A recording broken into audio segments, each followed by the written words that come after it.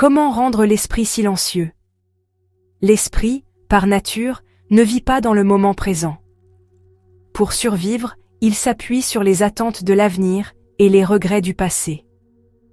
Ces attentes et ces regrets donnent à l'esprit un sentiment de continuité. Et comme l'ego a peur du vide, il déteste être dans un état d'inoccupation, car il ressent à ce moment-là la peur de la disparition ou de l'anéantissement. Ainsi, l'esprit s'occupe à inventer des problèmes pour l'avenir et à réfléchir à ce qui a été perdu dans le passé. En réalité, ni le futur, ni le passé n'ont d'existence réelle. Ils ne sont que des pensées qui se forment dans nos esprits.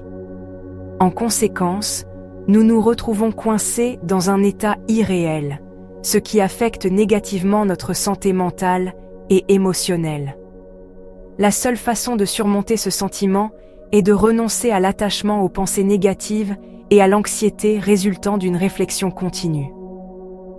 Lorsque l'esprit essaie de nous convaincre que ne pas penser ou planifier signifie que nous ne pourrons pas survivre, nous devons remettre en question cette idée. Nous devons abandonner la volonté de survivre sous sa forme traditionnelle et comprendre que la vie n'est pas seulement une lutte pour perdurer. Prendre conscience de la réalité de la mortalité est une étape importante vers la libération des chaînes de la pensée excessive.